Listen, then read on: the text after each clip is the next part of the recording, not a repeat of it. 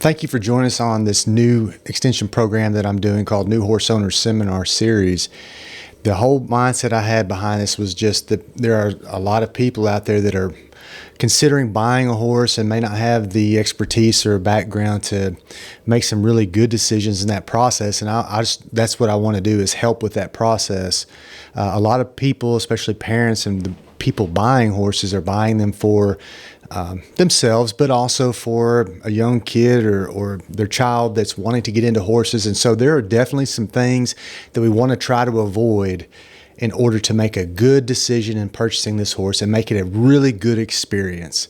This can be a really good experience for a brand new horse owner, or it could be one that there's a lot of regret in. And so I want to try to help with that. So we're going to do this as a 4-part series, and we've got things to come up as far as topics to be covered in those 4 series. Today is obviously series 1, and that's just starting from the beginning. So you want a horse. We're going to talk about benefits of horse ownership.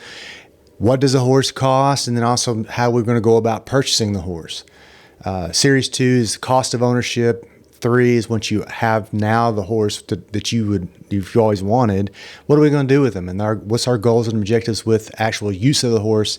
And then 4 is proof of ownership. I may go ahead and need to transfer that horse into my name or with a breed association. What do I do? How do I do that? And when I get ready to sell the horse, what do I need to do there too? And so as you can see here in our series dates, series 2, it's going to be a Facebook Live November 9th from 10 to 11 Central Standard Time. Series 3 is January 18th of 2025, along with series 4, February 15th, 2025. So please mark your calendars for those dates. We'll do those Facebook Live and then also have an uploaded recording like this so that you can reference or come and visit whenever you feel you need to. When you look at all our stuff that's going on right now, I hope you're taking advantage of some of the resources out there, the free resources that we're offering through Taking the Reins, MS State, Instagram, Facebook, YouTube, but also the Taking the Reins with Clay Cavender podcast. It's a fun, entertaining resource that is chock full with educational material that I think you'll enjoy, especially if you're obviously into horses. So please take advantage of all those things that we've got out there for you, the resources that we're trying to put together for you. Now, when I started putting this idea together, this was, I thought, a great slide to start with because it seems odd, but if you look very closely, you'll see the outline or the shape of a horse. Years ago, I was in New York City. I can't remember what major museum this was in, but we were in a major museum in New York City, and I stumbled across this rock that had this horse outlined in it, and I sat there and stared at it. I don't remember exactly. I think that might have been thought of being 25,000 years old or something. It was really old. And I sat there and it caught my attention because I really thought about the person who did that. And that the fact that they were watching wild horses run by and they were captivated by the horse in some way, that they felt compelled to chisel this outline in this rock, essentially creating a portrait of what was an expression of what they were seeing and thinking about. And I think that's the way horse owners are even today, is that we are impressed or influenced with horses in some capacity. And really, you'll hear people who are horse people say it's just in their DNA or in their blood. And I think that's true. There's just something about a horse that is attractive to a lot of people for the nostalgia, for the power, for the elegance.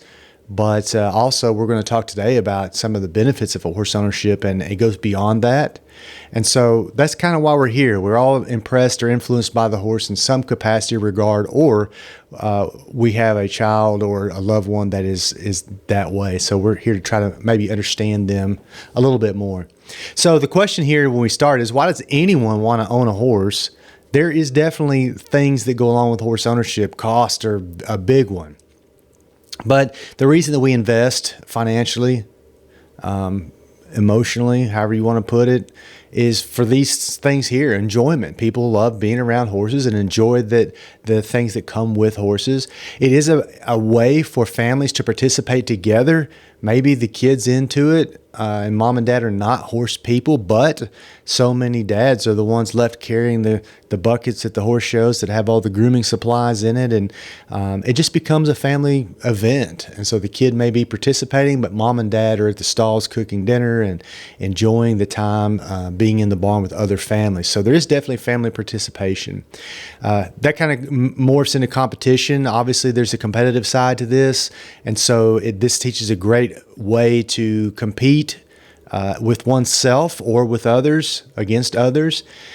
If you've been around horses and ridden horses, you understand that it is a physical fitness thing. There is a physical fitness component to this. It does keep you in shape when you're riding because you're using so much of your body in that physical element. We could talk for days about the emotional outlet. A lot of times we know about things like equestrians with disabilities with some breed associations. There's this PTSD way that we use horses to help people with PTSD or physical or mental impairments. There's definitely those things proven out there, but there's also an emotional outlet for people who are just the day-to-day casual horse owner that needs a stress outlet. Horses provide that. A responsibility for children. If you grew up with horses, you know the first responsibility that you had with horse ownership. And I can tell you mine. And mine was I was responsible for turning out the lights at night in the barn. And that was a big thing for a 6, 7, 8-year-old to walk to the barn in the dark. It wasn't too bad because the lights were on in the barn. But I still remember vividly when you turn the lights out in the barn, it's a dark run back to the house. But there's definitely responsibilities that come with horse ownership that children must, that we can use as parents to help children learn a sense of responsibility. Life skill development, patience with others, confidence in public speaking, confidence with peers, so many things that are research-wise documented things that horses help people with. And then, of course, stress relief. And it all is wrapped up in what Winston Churchill and a few others are accredited as saying. We don't know exactly where this saying came from, but I found that Winston Churchill said it at some point. There's something about the outside of a horse that is good for the inside of a man. And I think that's a statement that sums up why people own horses. They don't necessarily know the exact thing that it is about the horse, but they just know that there's something that makes them better as a person. And then I alluded to, here's some just examples of things that we've documented, ways that we've documented people's opinions, people's input, people's experiences, and scientific data that was collected about some of those experiences. And I've written some of those papers. And here's just a few examples. An NACTA journal publication we did years ago said university students may be better prepared for life after working with horses. Here's another one that says psychological and physical benefits of interaction with horses. These are documented things. Here's a statement from one of them. Students completing semester-long equine behavior and training courses perceived positive shifts in life skills needed for successful employment. So these are all ways that we know that horses help people. Plus, here's just a few examples of things that we found on the podcast, Taking the Reins. And that is episode 25 here with Leslie Figueredo, who's a counselor in this arena. So she sees this day in and day out. She uses horses in counseling people and sees the ways that they benefit. And then, of course, we started the whole podcast on the premise of this very subject. We titled episodes 2 and 3, The Outside of a Horse, where we talk about both experiences and research, scientific data based on some of those research experiences from a few different people. So you can check those out all on Apple or Spotify, either one. Or if you would like to actually see the papers and can't find them, if you'll shoot me an email, I'll send them to you directly.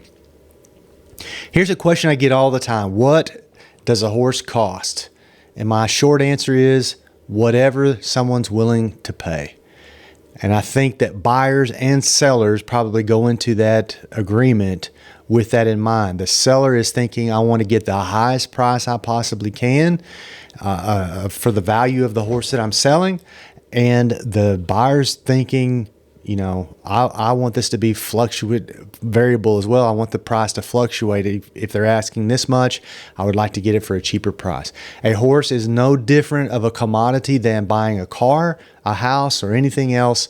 You've got one buyer, the buyer creating a ceiling for the cost. The seller creating the ceiling for the cost, the highest price they can get, and the buyer wanting to find the foundation or the bottom side of this equation. So, why is there so much variation though in cost? You can buy a horse for probably $1,000, and you can buy a horse for $1 million. There is that vast of a wide range of cost associated with horses. And why is that? Well, there's a lot of variables in that. Age, of course, is going to determine some of that. Sex, whether it's a gelding, a stallion, or a mare, that depending on what you're trying to do, that could influence cost.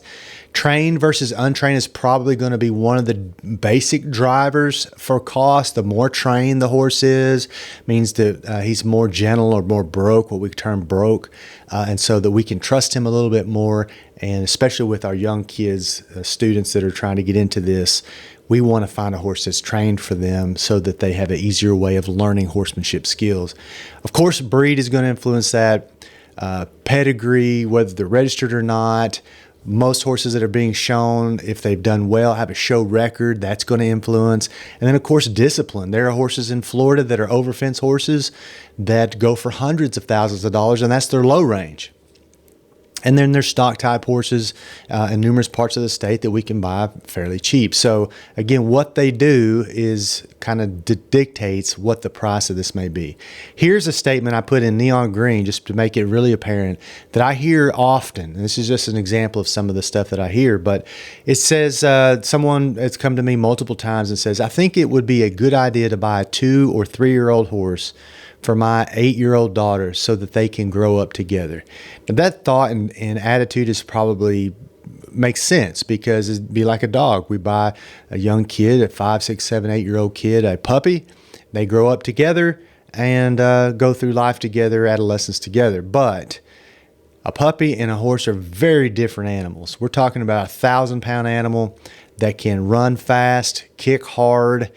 If he steps on you, even if it's on accident, a 1,000-pound horse with a hard foot. I mean, there's a lot of things here that we must consider about this statement. My recommendation for a young kid, in this instance an 8-year-old, would be to find them within a reasonable budget of price that I can afford.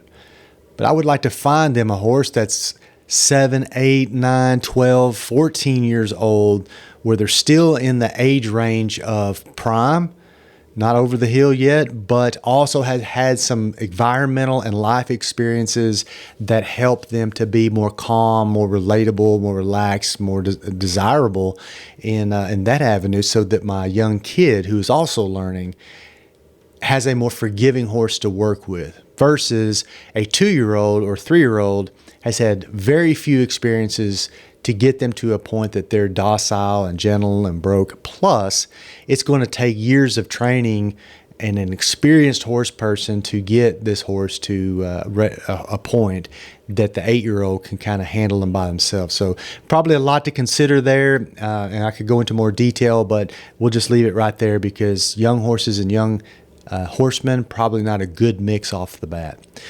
Well, when I decide I want to purchase a horse, where would I go to purchase a horse? And again, that depends on geographical location. Where are you? If you're in Texas and you're looking for a stock type horse to do ranch style competitions with, you're in luck because they're probably a dime a dozen in Texas. Versus if you live in New Jersey, maybe a little bit harder to find that kind of horse. Vice versa, if you're into over fences and hunter jumpers and you live in Florida, you're going to have an easier time than maybe if you live in Alabama. So it just depends geographically. Luckily, now that we live in an internet age, we can see numbers of different types of horses from numerous regions of the U.S.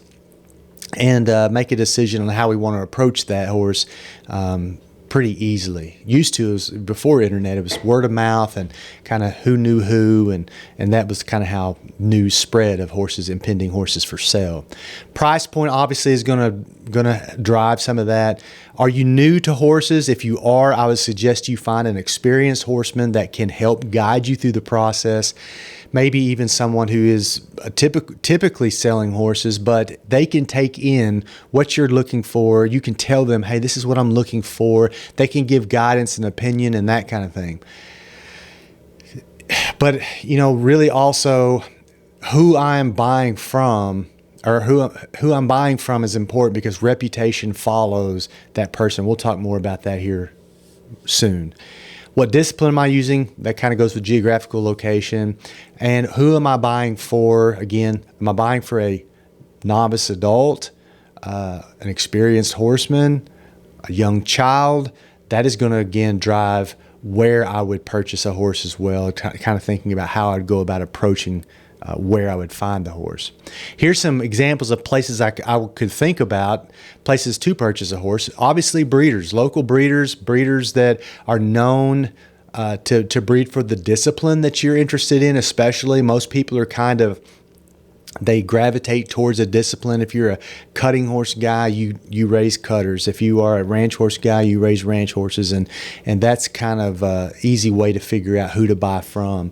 Websites, again, in the internet age, that's so easy. We can look at a plethora of different horses. There's even websites now that are driven towards a discipline that you may be interested in. If you're interested in cow horse stuff, there are websites that you can go to that sell typical cow horses, or many cow horse ranching breeders are putting their horses onto those websites. Auctions are good and bad. You're going to see a number of different types of horses at an auction, live or online auction. The only thing we have to be really aware of is that auctions don't necessarily always tell the full story of the horse. And so we just see a snippet in time of the horse, either on video or live, and we're taking the word of the seller to a high degree, because you don't have much time when this auction starts to make a purchase decision. Or if you're competing with another bidder, just like anything else, you may get past the point that you're willing to buy or wanted to pay. That could happen. Rescue facilities are something that people utilize. Obviously, these are places where you can get horses on the cheap in comparison to other places. But I also think that I think rescue facilities have a purpose. I have nothing against them. But again, I think you have to consider why the horse is there. Why did the horse wind up in a rescue facility, and why is he $750? There is a purpose, the horse being that price point. So consider that.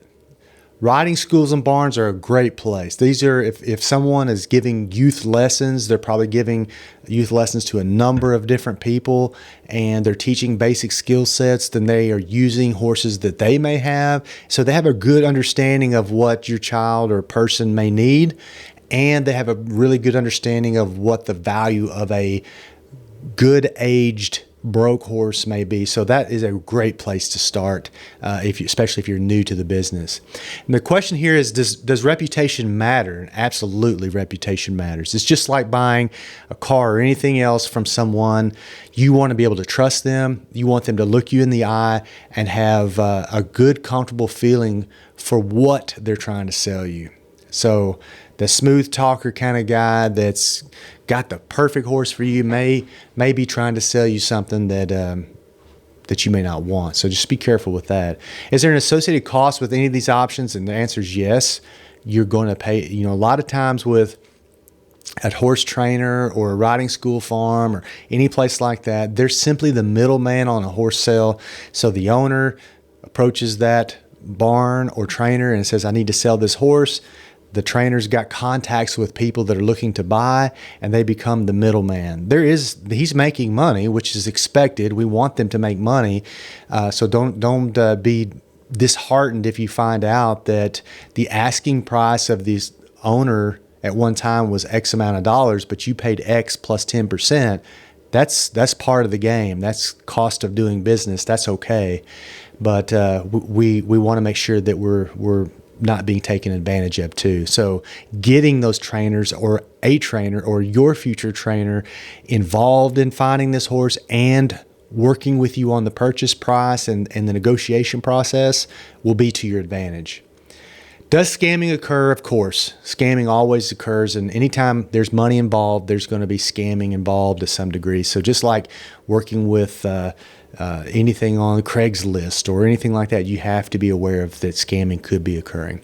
And I would think red flags I look for is I want to talk to the people. I want to see them. I want to shake hands with them. I want to come out and visit the horse and see that horse in its environment if I'm buying it from a person or a training facility. And I take everything in. Cleanliness of the barn, professionalism of the people handling the horse. Doesn't mean it has to be the richest and best, most invested place in the whole world, but cleanliness goes a long ways. And I should never be cut off with, no, you can't see the horse today. You come back in tomorrow, and those kind of things send up some red flags. I should never be asked to put a deposit on a horse without seeing them first. That sends up a red flag. So just be real careful with things like that. So I bought a horse. Now what? Now I should be thinking about these things obviously before I purchase the horse. But where am I going to put him? Because now I've got a 1,000-pound horse that I've got to feed and take care of, and my responsibility has just started with ownership. So, am I going to board the horse at a facility? Am I going to take him home? And do I have a place to put him? If I'm taking him to a boarding facility, you can expect costs to vary. We'll talk in Series 2 about costs, but they're going to be variable costs in boarding and variable responsibility to what you have to do or the owner of the boarding facility is responsible for. Are there legal responsibilities? Absolutely. With a 1,000-pound horse or more, you're going to have legal responsibilities that we'll mention here in just a second. How often do I care for them? Every day. Christmas, Thanksgiving, New Year's, horses don't take a day off. They have to eat every day. They have to be exercised, turned out, taken care of in other ways. And so you can expect a 24-hour-a-day on-call kind of thing that you're going to have to be responsible for. Now, you obviously can get help with that, but that's what you should be expecting. Here's some things about horse ownership, responsibilities of horse ownership. A lot of people think that horses are just there to meet their needs and to please them in some capacity, but really what the horse is after is he's got feed intake he wants, he wants to eat, he wants to be turned out, he wants to be cared for, it requires that, and so I've got responsibilities here. And here's the problem with some of that, is the majority of horse owners are owned for recreational purpose, which means I consider them to just be fun. I want to just have fun, whether that's competing for fun or trail riding or just simply turning them out in the backyard and looking at them every day. I want to have fun with them. And that's about 70 to 80% of our horse industry is recreational purpose alone. Also, majority of horse owners not from a rural background, meaning that they didn't grow up this way, and so they're learning a new skill set through the trials of horse ownership, and so that could be a little daunting as well. And this brings about a whole unique set of responsibilities and liabilities that I have to consider. So, for instance, if my pasture backs up against to an elementary school, I have to think about the fact that horse is going to attract students when they're on recess to my back fence.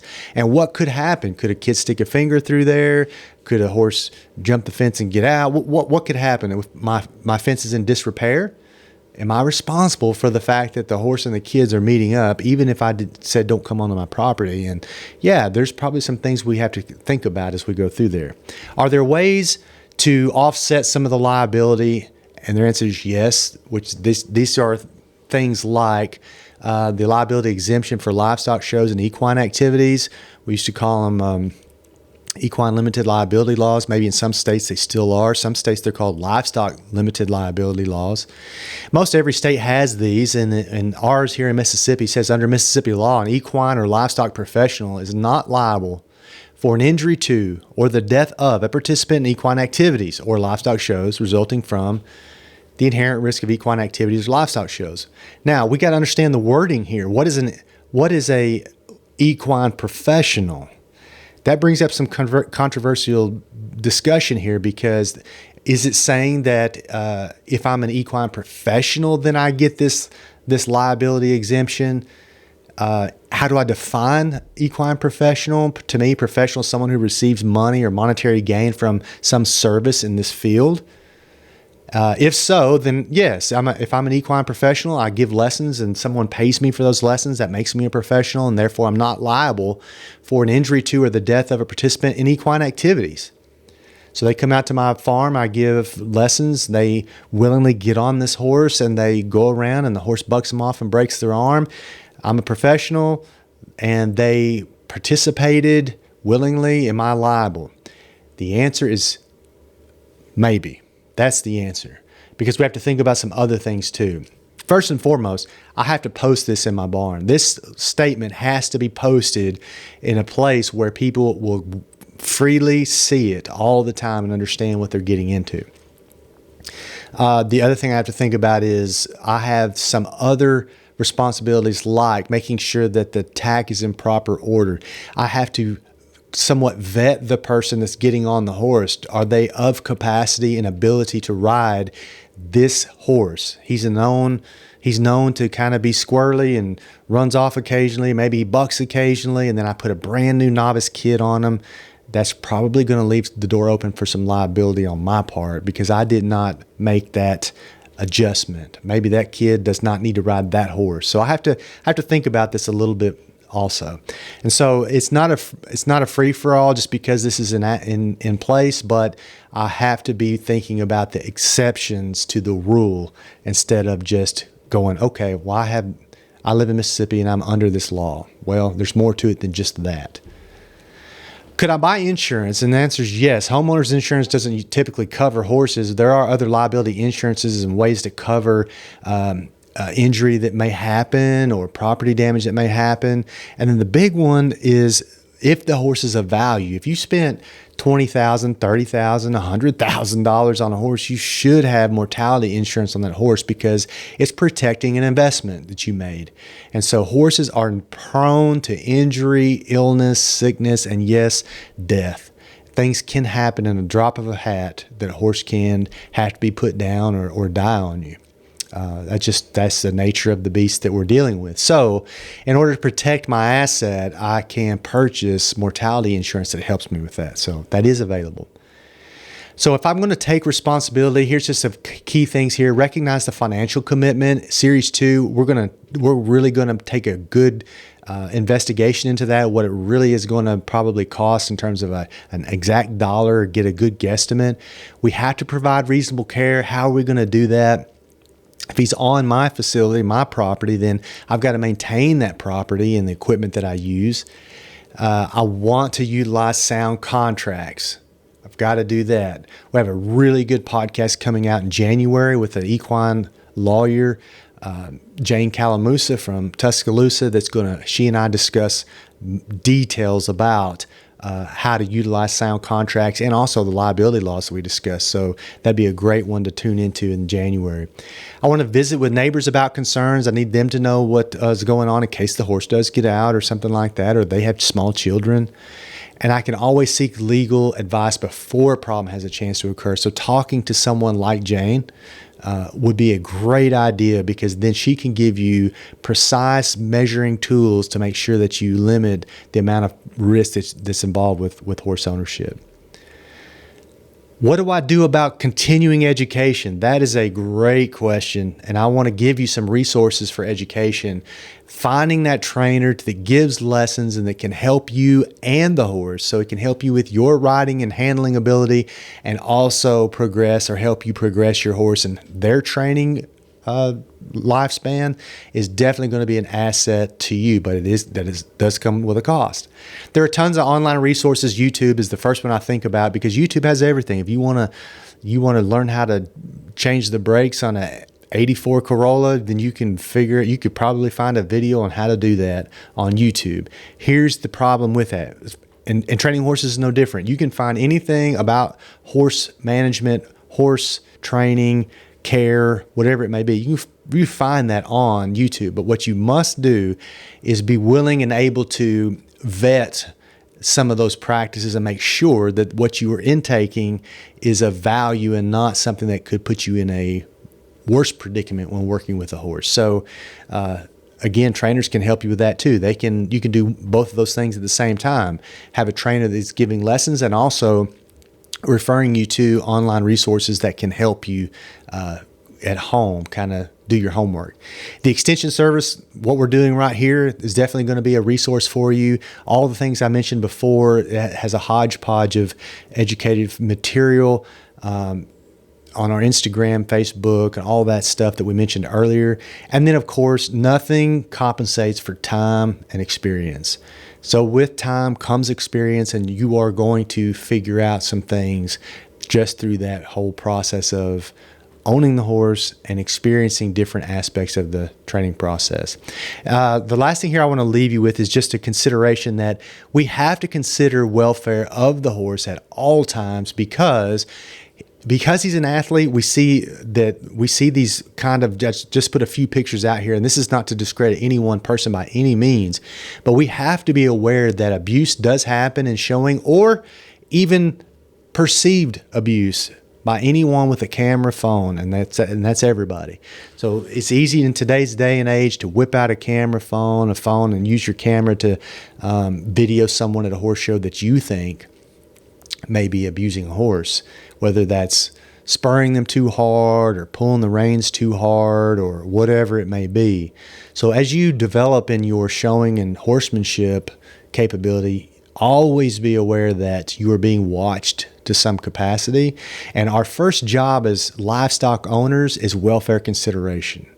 By all means, we are responsible for the welfare of the animal and that the animal is maintained in a healthy environment, both in his geographical location, that's all taken care of, and also when he's working with me, that he is in a safe place as far as welfare goes. That doesn't negate that he has to be trained. We definitely want training practices to occur to better the horse in his showing and discipline. Thank you for listening to this. And again, I want to encourage you to take the survey here. If you just take your camera out, point it at that QR code there, you'll go to a survey that is quick, take you 2 minutes to do. I would love to hear feedback from you. I would like to hear your opinion about what was talked about, and questions or comments, please send them directly to me. There's my email address, clay.cavender@msstate.edu. And with that said, we'll see you on Series 2, the actual cost of ownership, November 9th from 10 to 11 Central Standard Time. That will also be recorded. So if you can't make it at that time, on that Facebook Live session, it will be recorded in the future. Thanks for joining us. I hope that you experience a better relationship with the horse you currently own, or you are now more prepared for your upcoming purchase.